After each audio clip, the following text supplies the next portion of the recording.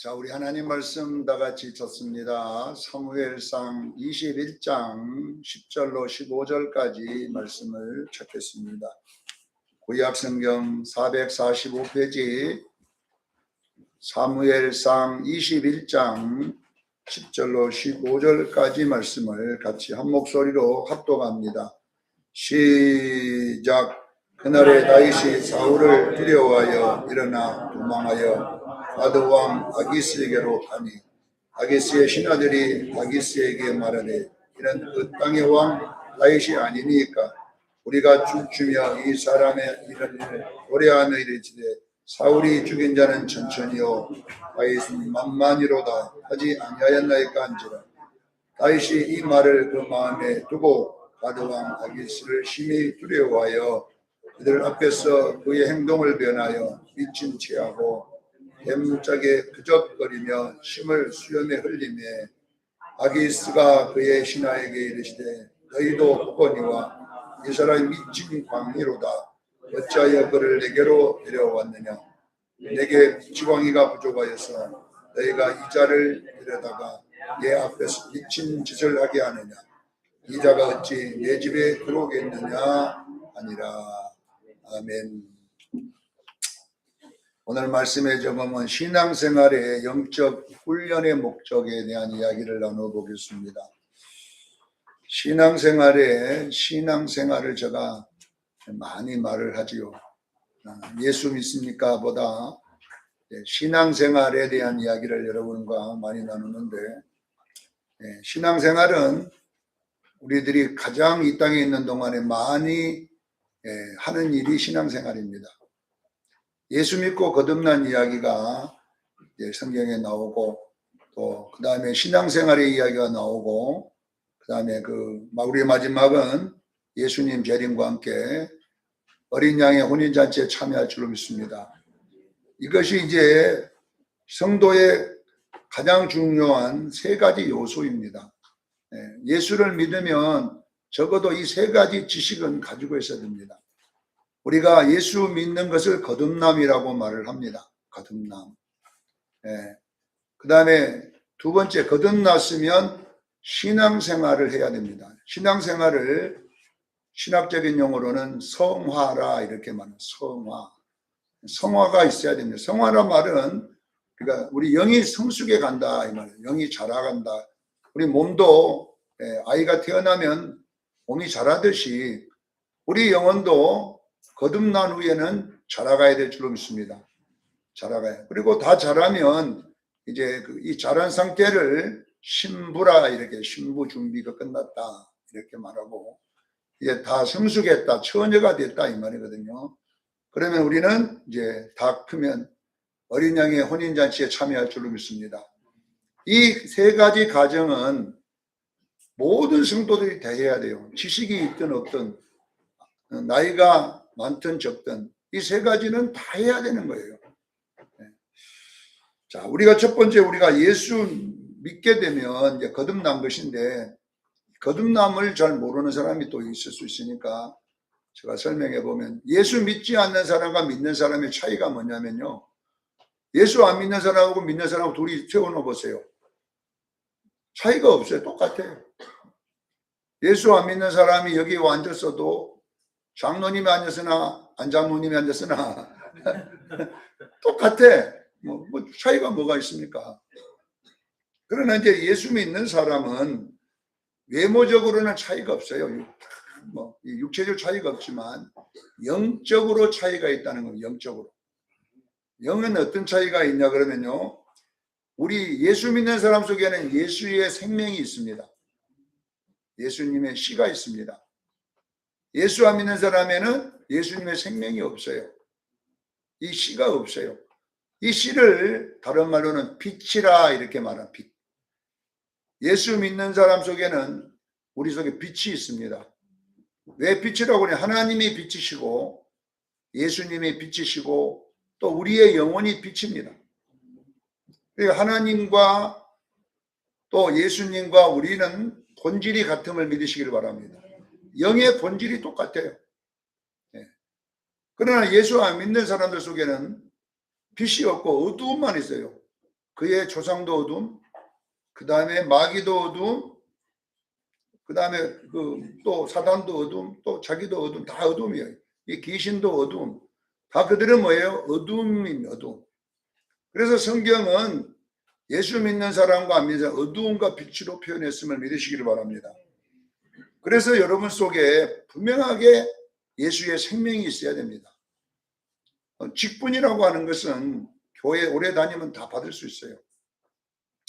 그의 경력에 따라서 서리 집사다가 여자는 또 건사 쪽으로 가고 남자는 안수 집사 쪽으로 가고 안수 집사 받거나 오래되면 또 평생 안수 집사도 있지만 장로님 되고 또 거기서 또 신학 공부하면 또 목사도 되고 직분이라고 하는 것은 교회에서 이제 신앙 경력이 있으면 다 주는 거예요. 그러나 그 직분이 구원의 증거는 되지 않습니다. 깨달아야 합니다. 목사라고 할지라도 목사라는 이 직분이 구원의 증거는 아니에요. 장로님이 구원받은 건 맞지만 그 장로라는 자격이 구원받았다는 자격은 아닙니다.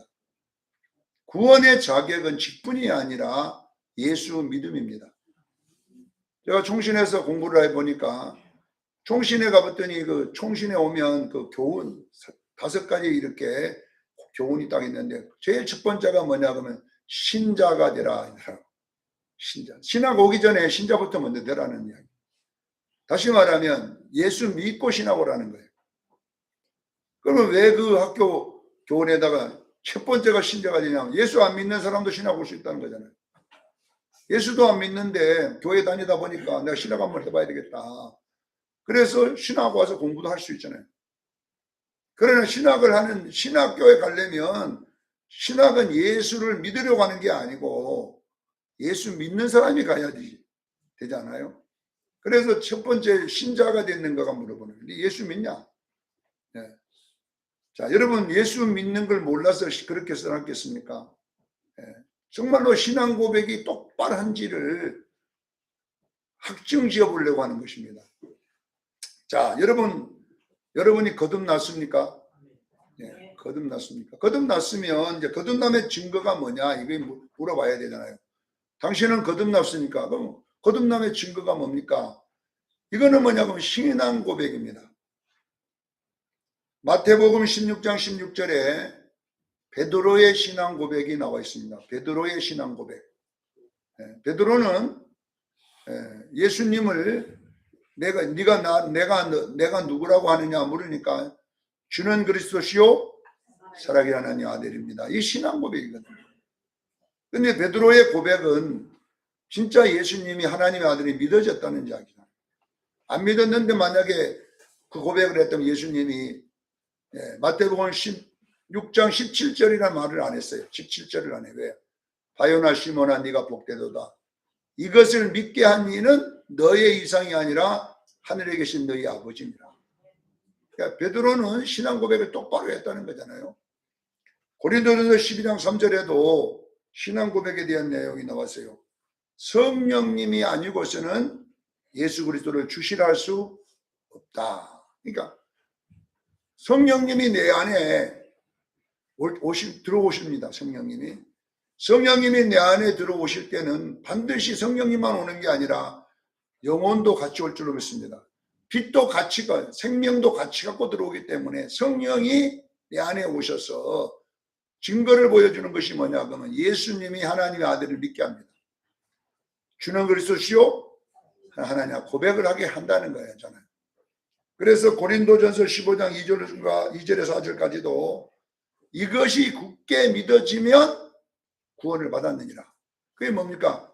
우리 예수님께서 성경대로 우리 죄를 위해 죽으시고 십자가에 죽으시고 장사 지낸바였다가 3일 만에 부활하신 것이다. 이거는 여러분요 예수 안 믿으면 안 믿어지는 거라는 거잖아요. 결론은. 예수 안 믿는 사람은 이것이 신앙 고백이 안 된다는 이야기. 사랑하는 성도 여러분, 거듭남의 증거는 예수님이 내 구주임을 고백하는 신앙 고백입니다. 이것을 교회에서 가르쳐서 고백이 되는 게 아니라 자기 마음속에서 믿어지는 거예요.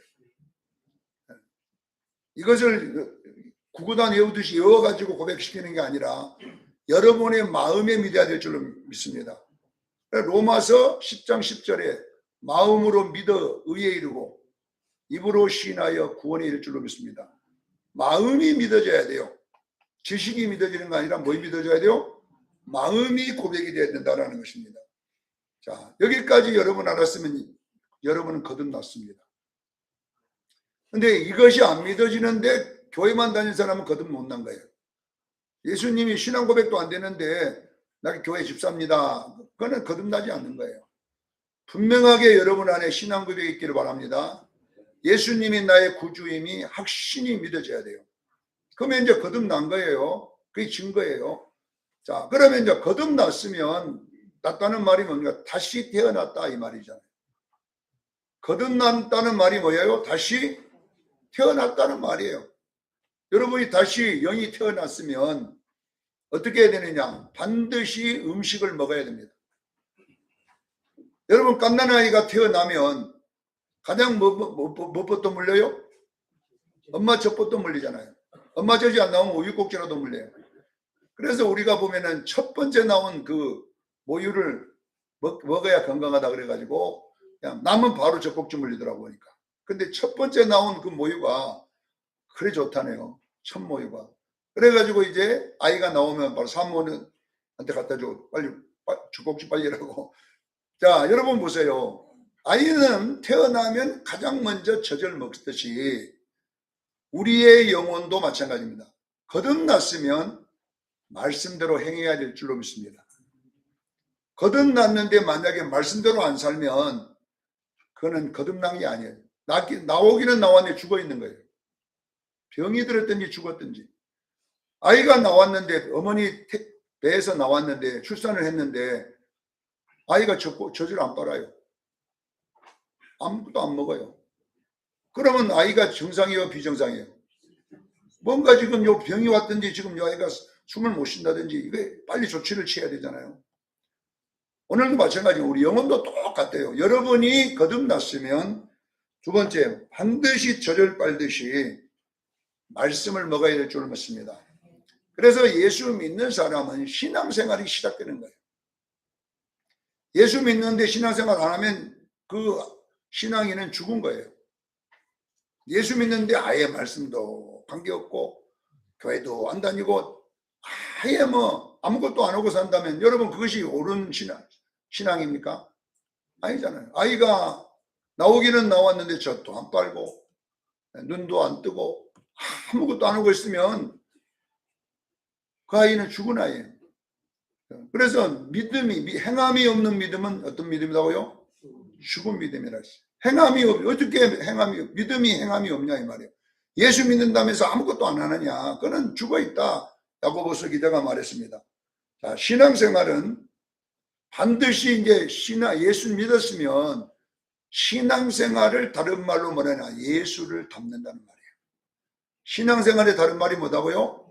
예수를 닮아가는 거예요. 여러분 예수를 믿고 거듭났으면 우리들이 예수 닮아가는 변화가 일어날 줄로 믿습니다. 교회를 여러분 50년 다녔는데도 변화가 안 일어난다는 것은요 뭔가 문제가 있는 거예요. 교회만 오래 다니 목사가 됐는데도 아무런 변화가 안 일어나. 이 변화는 어떤 변화느냐? 예수님을 닮는 변화입니다. 우리 수련교인들은 예수를 닮기를 위해 축원합니다. 자, 여러분 보세요. 예수를 닮으려면 변화의 첫 번째가 뭐냐면요. 제가 여러분 천지창조인 창세기 1장을 우리 구원의 이야기로 제가 풀었잖아요. 구원의 서적으로 풀었잖아요. 그래서 천지창조, 이 천지창조는 사도 바울이 로마서 1장에 뭐라고 하냐. 이 천지 속에 하나님을 알만한 비밀이 다 들어있다고 했어요. 그러니까 천지를 보면 영의 세계를 보이는 거예요. 자, 예를 들어서 왜 하나님이 우리에게 아버지, 어머니가 부모가 되게 했을까요? 부모가 안 되고 그런 고통이 없을 거예요. 그냥 하나님이 뭐냐면 오리가 알 낳아가지고 사람이 되면 얼마나 좋겠어요. 오리만 많이 키워갖고 오리가 알 낳고 깨어나면 사람이 되버리게 하나님 해놨으면은 그냥 그 사람 돼갖고 살면 돼요. 근데 하나님은 과거 것에는 뭐 아래에서 태어났다고 그러더라고요. 헛것처럼 그 아래에서 태어나면 얼마 좋고, 아니면 곰이 그냥 마늘 많이 먹고 사람 되면 안 좋아요. 곰이. 근데 그렇게 안 해놨다야. 어려면 어떻게 해야 헛것에서는 그때 아래에서 태어났겠어요. 그 태도 않은 그런 것을 좀 이렇게 만들어 놓은 것만 대단한 거잖아요. 절대 사람은 아래에서 안 태어나고 부모가 이씨 나와야 됩니다. 부모가 없으면 안 되는 거예요. 근데 그냥 나오니까 나올 때에 얼마나 부모를 괴롭히고 나옵니까? 나올 때 그냥 그냥 화장실 가듯이 쏙 나오면 좋지만은 10달 동안 입덧 해가지고 그 고통받고 나올 때도 하늘의 별 한 50개 보고 그래갖고 나오잖아요. 그리고 여러분들이 부모가 돼 보면 자식은 여러분의 마음속에 24시간 있습니다. 그렇잖아요. 자식에 대한 걱정, 염려는요, 내가 아무 능력이 없이 몸이 아파가지고 누워있어도 걱정해요. 자식은. 100살 드시는 어르신이 80살 되는 자기 아들 보고 뭐라는 줄 아세요? 자기 몸도 겪으면 차 조심해라. 누가 차 조심해야 되냐? 80살 어르신이 100살 드시는 어르신이 조심해야 되잖아요. 부모는요, 24시간 자식 걱정이에요. 자식 걱정. 자, 왜 하나님이 그렇게 우리를 했을까? 여기서 여러분 비밀을 깨달아야 돼요. 오늘 하나님도 24시간 여러분 생각만 하고 계신다는 것입니다. 기억하기를 바랍니다. 하나님 마음이나 부모 마음이 똑같다니까요. 이사야 선지자는 뭐라고 성경에 표현했냐면요, 그렇게 젖먹이는 어미가 자식을 혹시 잊어버릴 수 있다고 했잖아요. 어머니는요 자식을 잊을 수가 없어요. 아버지는 좀 잊을 수 있지만요, 어머니는요 절대 자식을 못 잊어요. 못 잊어요. 그런데 혹시 어머니가 자식을 잊을지라도 나는 너희를 잊지 않겠노라고. 그러면 여러분보다 여러분이 자식을 사랑하는 것보다 하나님이 나를 더 사랑하는 거예요. 이런 걸 보면서 여러분 뭘 깨닫습니까? 자식을 내가 생각할 때에 하나님도 나를 생각하고 계시고, 자식이 내 마음을 아프게 하고 할 때에 우리가 하나님을 생각해 봐야 돼. 하나님, 나도 영의 아버지를 혹시 아프게 하진 않나요? 이런 걸 통하여 여러분요, 하나님을 생각하는 여러분 되기를 바랍니다. 이 천지 안에는 영적 비밀이 들어있는 거예요. 그래서 창세기 안에는 구원의 비밀이 들어있는데, 첫째 날이 무슨 말이냐면요, 2절이면요, 혼돈과 공허와 흑암의 깊음 위에 있는 이 땅, 이건 뭐냐 그러면 예수 믿지 않는 상태를 말해요. 예수 믿지 않는 죽어있는 상태에다가 성령님이 운행하심으로 빛이 있으라, 그 속에 빛이 들어왔음을 믿으시길 바랍니다. 이것이 바로 예수 영접한 거예요. 자, 예수를 영접하게 되면 이제 거듭났다는 거잖아요. 거기에 그것이 뭐냐 그러면 창세기 1장 3절이에요. 빛이 있으라 해서 빛이 있었더라는 말은 여러분에게 구원이 이루어졌음을 믿으시길 바랍니다. 그럼 빛이 있던 다음에 창세기 1장 4절에 뭐라고 이야기하냐, 밤과 어둠과 빛을 나누었다 그랬어요. 신앙생활은 보세요. 잘 들어요. 신앙생활은 우리가 예수님을 닮으려면 예수님과 어두운 마귀를 나눌 줄 알아야 돼요. 여러분 속에. 그렇게 안 나누면요 변화가 일어나지 않습니다. 여러분, 여러분 속에 흑암과 혼돈, 마귀로 꽉 찼던 여러분 속에 예수님이 딱 들어온 순간에 빛이 들어왔음을 믿으시길 바랍니다. 빛이 들어오면 이제는 여러분 이 어두움으로 내가 살았잖아요. 지금까지 욕이 나여요. 내가 미워하면 그냥 욕하고 살아. 내가 기분 나쁘면 또 성기 확 내고 살아. 이런 모든 것이 어둠임을 믿으시기를 바랍니다. 그전에는 그것이 어둠이었어요. 그것이 나였어요. 그러나 이제부터는 여러분 미움과 시기와 질투와 우상숭배와 음란과 이런 것들은 내가 아니라 어둠임을 믿으시기를 바랍니다. 이제 나는 뭐냐? 성령의 9가지 열매.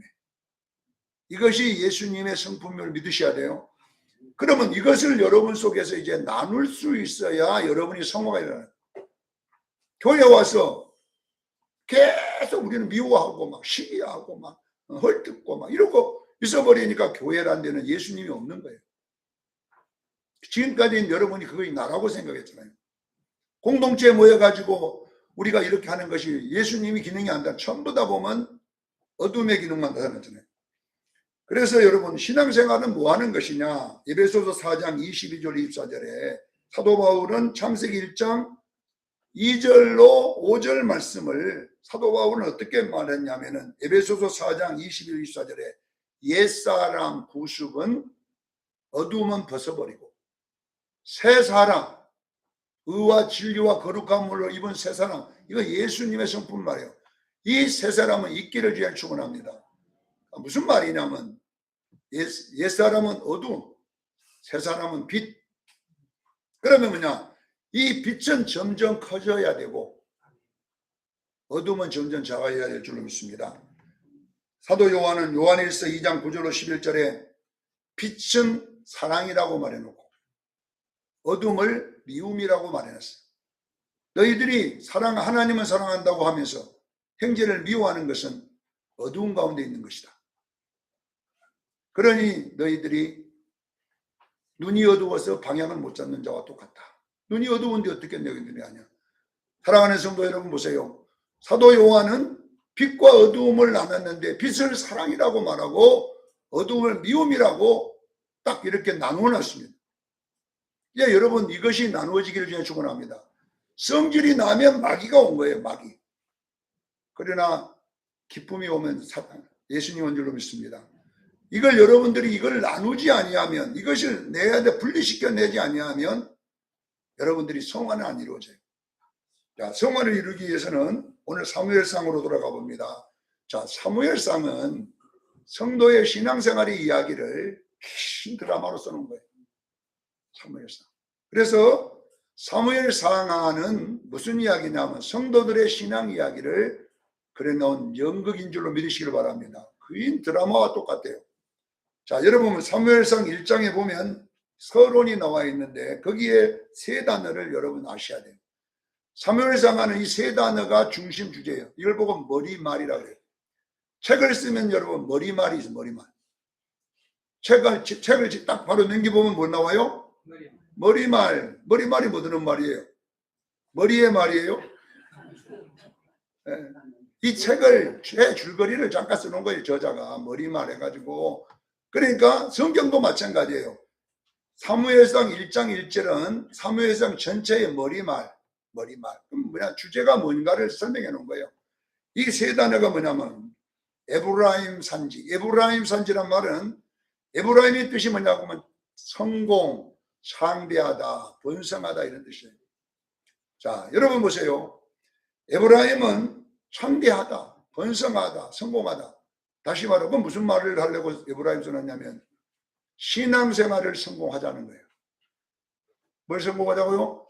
신앙생활이 번성해야 되잖아요. 신앙생활이 자라가야 되잖아요.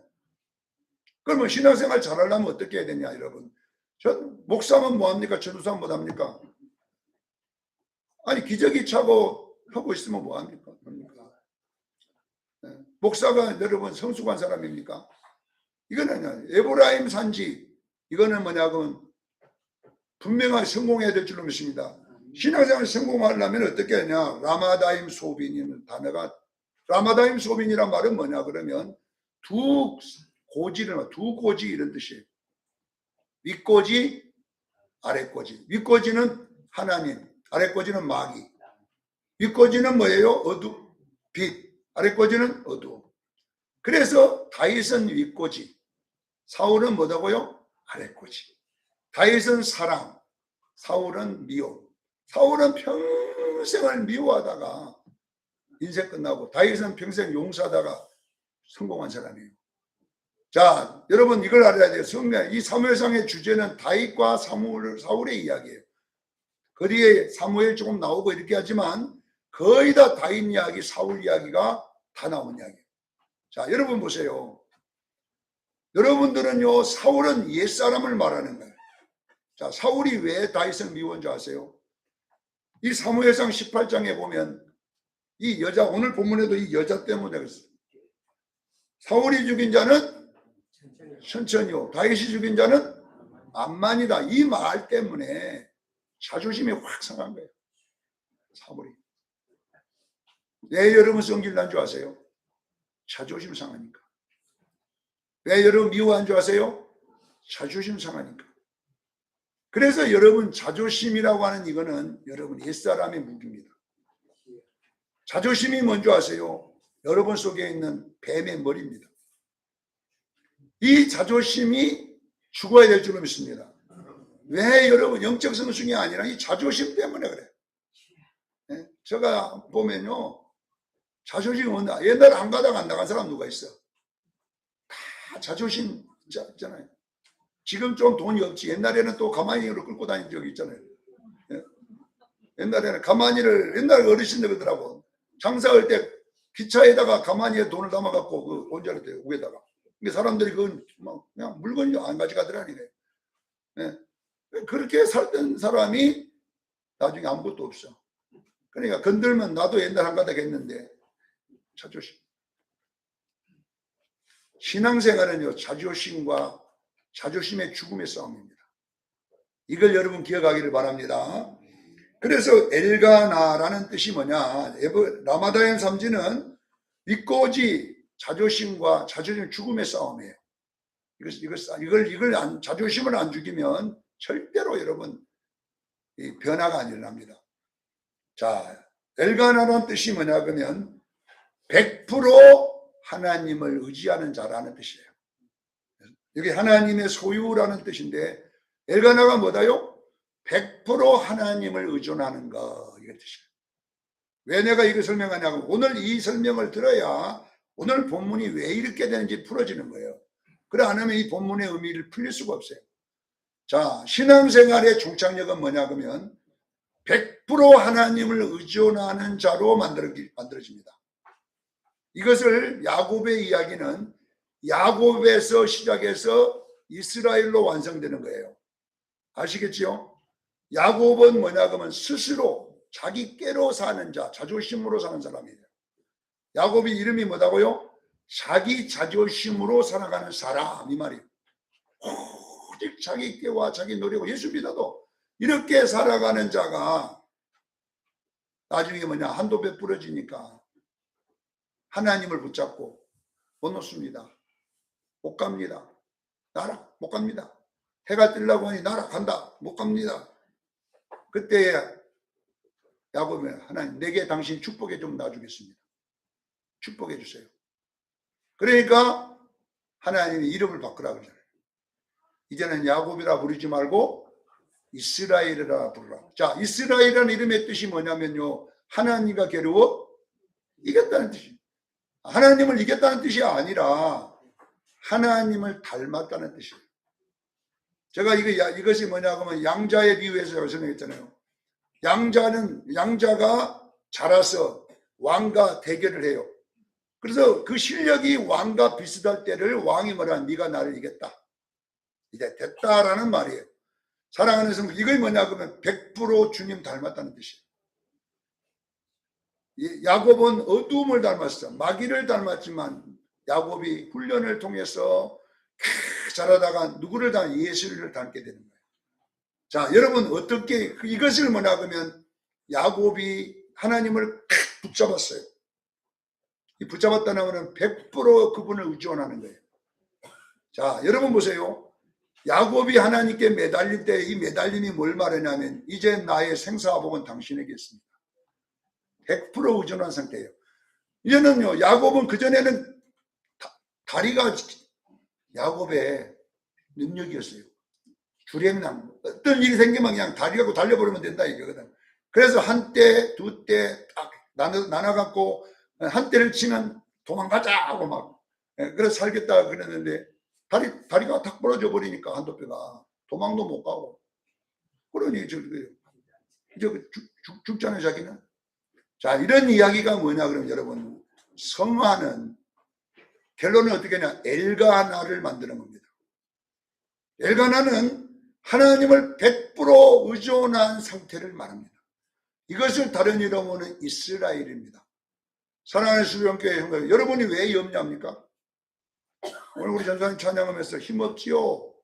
왜 힘없는 줄 아세요? 100% 하나님 안 붙잡아가지고 지금 있다 보니까 힘이 다 빠져갖고 오는 거예요. 생사화복의 주권이 그분에게 있고. 할렐루야. 그러면 여러분 뭐 걱정이냐 이거예요. 전쟁 일어나면 뭐하고 아니라 뭐예요. 죽으면 천당 가는데. 그러니까 여러분들이 하나님을 100% 의존한 상태를 평안이라고 그래요. 이 상태가 뭐냐? 이스라엘이라고 그래요. 성경을 여러분이 아마 안 읽어봐서 모르지만 자세히 이사야서를 읽어보면요. 하나님 이스라엘 백성이 막 스스로 꿈틀거리고 살면요. 지렁이 같은, 지금은 버러지로 번역했죠. 옛날에는 지렁이 같은 야곱아 두려워하지 말라. 막 물이 너를 삼지 못하고 불이 너를 해치 두려워하지 말라. 하나님이 우리를 부를 때 우리가 여러분 스스로 염려하고 살면 야곱이라고 부르고 우리가 믿음 하나님을 의존하면요 이스라엘아 이렇게 부르는 거예요. 오늘도 여러분 여기 야곱으로 오신 분도 있고 이스라엘이 된 분도 있어요. 그러나 우리는요 엘가나 되기를 주에 축원합니다.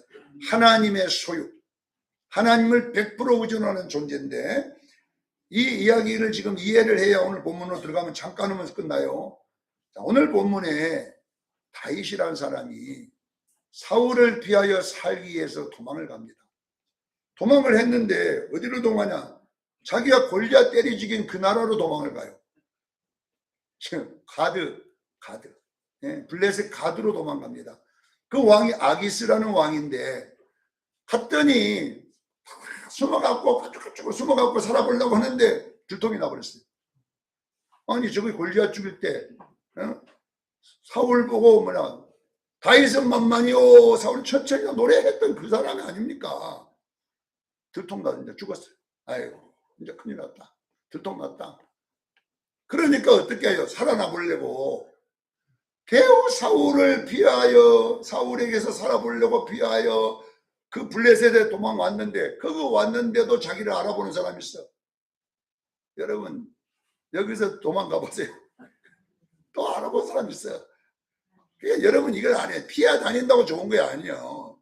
잘 피한다고 좋은 게 아니라니까. 자 살아보려고 피해가지고 한참 지났으니까 날 이제 모를 거다. 저놈들이 날 모를 거라고 했는데 알아본 사람이 있어요. 오늘 저것이 골리앗 죽였을 때에 블레셋 죽였을 때에 그 여자들이 노래 부른 줄 아닙니까? 저거요. 사울은 천천히요 다윗은 만만이라고 하면 다윗 아닙니까? 그 말이 딱 들리는 순간에 뭐라고 이야기하느냐? 다윗 심히 두려움이 왔다. 두려움이 왔다. 두려움이 왔으면 어떻게 돼요? 침을 흘리고 이제 미친 척 해야 되잖아요. 살아보려고 하는 거예요, 다윗이. 이 수염에 침을 흘렸다는 말은 이게 무슨 말이냐면 침을 줄줄 흘리는 게 아니라 그 침을 막 흘려고 자기가 이렇게 핥아 먹는. 아시겠죠? 침을 흘린 그걸 막 벽에다가 발라갖고 자기가 혓바닥으로 핥아가. 여기에 극적거렸다 이게 나오잖아요. 극적했다. 예? 벽에 문짝에 대가 극적거리고 침을 쑤니까 이 말은 뭐냐 그러면 침을 뱉어가지고 그걸 벽에다 바르면서 자기 혓바닥으로 막 그 완전히 미친 척을 해야 되니까 이래가지고 살아보려고 하다가 다시 이스라엘 돌아오는 이야기가 자 보세요. 여기까지 다윗은 엘가나가 아닙니다. 스스로 살려고 몸부림치는 다윗의 모습이 야곱의 모습이 나옵니다. 그리고 이제 하나님께서 책망합니다. 갓을 보내갖고 돌아가라! 이스라엘 돌아가라! 왜 무서워 떨고 다니냐? 그랬더니 돌아온 장면이 나와요. 사랑하는 성도 여러분 보세요. 신앙의 훈련이라고 하는 걸 모르겠습니까? 영적으로 성숙해야 될 줄로 믿습니다. 그러면 성숙의 척도는 이 성경은 뭐라고 이야기하느냐? 네가 어떤 문제 앞에서 얼마나 하나님을 의존하고 있느냐. 독수리냐 참새냐 물어보는 겁니다. 사랑하는 주님께 성도 여러분, 우리의 삶 속에 여러 가지 자존심의 문제들이 있어요. 자존심 상하니까 피해버리고 싶지만은 피할 때는 한 군데도 없어요. 왜? 하나님이 나를 성숙한 크리스찬으로 만들 줄로 믿습니다. 수정교회에 온다고 자존심 안 상해요, 여러분. 다른 교회 간다고 자존심 안 상이냐 이 말이에요. 어느 교회에 가서도 여러분 교회 성도들 많이 모이는 데가 교회가 아니라 교회는 신앙생활하는 곳입니다. 교회가 뭐 하는 거다고요? 신앙생활해서 수정교회에서 신앙생활도 하고 훈련하고 어느 교회 훈련하는데 어떤 교회는 훈련이 없어. 안 해. 목사님이 그걸 모르니까 그냥 성도 숫자 몇 명 왔냐? 50명 왔어. 다음 주에 60명. 네? 그것이 뭐 60명하고 50명하고 1000명하고 그게 뭐 그리 중요합니까? 그것이 무슨 성공입니까? 성경의 성공은 뭐라고 하냐? 에브라임 산지에 라마다임 소빈에 엘가나라는 사람이 있어요. 이것이 신앙생활인데요. 신앙생활에 성공하기를 저는 축원합니다. 신앙은 어느 교회 내가 다니든지 상관없어요. 거기서 성공해야 돼요. 신앙생활의 성공이 뭐냐? 성숙한 크리스찬 되기를 저는 축원합니다. 성숙한 크리스찬이 뭡니까? 어두움을 빛으로 이기는 성도입니다. 미워할 일이 생겼는데 사랑하는 사람, 혈기날 일이 생겼는데 웃는 사람, 네. 이런 다툼이 생겼는데 용서하는 사람. 우리는 이렇게 성숙한 크리스찬으로 바꿔지기를 저는 축원합니다. 그래서 수정교회에 와보니까 화목해 항상. 근데 화목할 일이 있어 화목하는 게 아니라 성숙해져서 화목해지는 거예요. 옳은 일만 있어서 화목한 것이 아니라 옳지 않는 일이 있는데도 화목하는 것은 각자가 용서하고 각자가 이해하고 각자가 다름을 인정하고 이렇게 하니까 화목해지는 거예요. 화목해지는 거예요. 이게 성숙한 교회인 거예요. 사랑하는 수영교회 여러분, 내 입장에서 말하면 분명하게 내가 맞지만은 내가 내 것 주장하다 보면 서로 다투다 보니까 서로 양보하는 거예요. 양보하다 보니까 서로 평화할 수 있는 거예요. 예. 예? 각 기관 회의 때도 마찬가지예요. 분명하게 내게 맞아. 내가 너무 주장하다 보면 다툼이 생기니까 내가 좀 양보하고 서로가 양보하고 그래 우리 화목하게 하자. 이렇게 해서 웃음으로 끝난 회의가 성숙한 회의예요. 그런데 이제 제가 해보잖아요. 회의 해보잖아요. 회의 해갖고 이제 A 안건, B 안건이 나와가지고 막 주고받고 하다가 여러분 손 듭시다 해가지고 숫자 세서요. 세기 이쪽이 25명, 이쪽이 21명. 만약 한 명 차이로 이쪽을 내가 들었다. 그러면 뭐 이쪽 사람들은 목사가 누구 편이냐? 그래가지고 이제 편 들었다고 막 또 공격. 여러분 이것은 맞는 이야기지만 성숙한 이야기는 아닙니다. 깨닫기를 바랍니다. 그것이 맞는 회의에 맞는 이야기지만 성숙한 이야기는 아니에요. 성숙한 이야기는 안 맞는 것 같지만 우리가 서로 화목하고 내가 좀 양보하고 이해함으로써 서로가 웃고 하나 되는 모습이 보여줘야 될 줄도 믿습니다. 왜 내가 이 이야기를 하냐면 오늘 본문은 자존심의 문제입니다. 다윗이 하나님이 얼마나 꺾어버립니까? 미친 사람처럼 자존심을 한번 생각해 보세요. 이 자기가 그래도 왕인데 왕될 사람인데 거기에 살아보려고 그 낮아져 있는 이 모습을 보세요. 얼마나 거지처럼 미친 자처럼 하나님 낮추었잖아요. 이 정도 낮아져야 여러분 축복이 오는 거예요. 사람에게 얼마나 짓밟힙니까? 이게. 내가 나도 나름대로 똑똑한 사람이고 나도 아는 사람이지만은 함께 그렇게 나를 낮추어줘. 그러면 낮출 때는 여러분 보세요. 많이 낮출수록 큰 축복이 올 줄로 믿습니다. 그래서 여기서 여러분 고개 확 치게 들고 그냥 다윗이 얼마나 골리앗도 때리자기 잡았는데 이렇게 할 필요가 없어. 근데 뭐냐? 하나님이 낮추라고 하니까. 자존심은 죽어야 됩니다. 언제 우리 훈련이 끝나느냐? 요단강을 건널 때 자존심이 죽어버릴 때. 그때 축복이 오는 거예요. 사람은 여러분 물질 받고 싶습니까? 그러면 오늘 이 아기스의 시험을 통과해야 돼요. 어느 정도 낮아졌습니까? 다시 미친 사람처럼 될 정도로 낮아졌어. 그것을 자기가 보니까 하나님이 그를 높이기 시작해요. 왜냐하면 21장에서 조금 가버리면 왕되거든요. 사울 죽거든요. 다윗이 죽으니까 사울이 죽어버려. 자존심이 죽어가는 거예요. 이게 뭐냐 그러면 우리들의 이야기입니다. 사랑하는 수영교회 성도 여러분, 우리가 왜 영적으로는 성숙해야 되냐면은 혼인잔치에 들어가는 것도 축복이지만 맞아요. 그러나 이 땅에서도 복도 줄 줄로 믿습니다. 이 땅에서 하나님이 여러분에게 좋은 거 준다니까요. 그래서 이런 것들을 여러분 신앙생활 할 때에 자존심 상할 일이 생겼어. 교회 오니까 그냥 자존심 팍 생겼어. 이러면 자존심 상한 것 때문에 분노하고 막 성질내고 막 목사님 내가 이 교회만 있으면 합니까? 내가 이런 천업하고 이 대우받고 내가 이 교회 다닙니까? 막 그러지 말고 그렇게 하지 말고 하나님이 이 수렵기와 된 복을 주시는구나. 이왕이면 다윗도 그렇게 낮아졌는데 우리 다윗만 또 묻었잖아요. 실제로 대통령 될 사람도 아니고 또 왕 될 사람도 아니잖아요. 해봤자 뭐 여기에 뭐 많이 올라가봤자 공무원 정도 그 정도밖에 안 되는데 다윗도 이렇게 낮추는데 그래서 오늘 이 말씀을 꼭 붙잡고 우리 수령께서는 신앙생활에 훈련이 있습니다. 그 훈련이 뭐냐? 자존심을 죽이는 싸움입니다. 하나님을 100% 의존하는 싸움입니다. 하나님만 믿으세요. 하나님만 의지하세요. 그리하면 여러분에게 놀라운 일이 일어날 줄로 믿습니다. 기도하겠습니다. 거룩하신 하나님 우리 아버지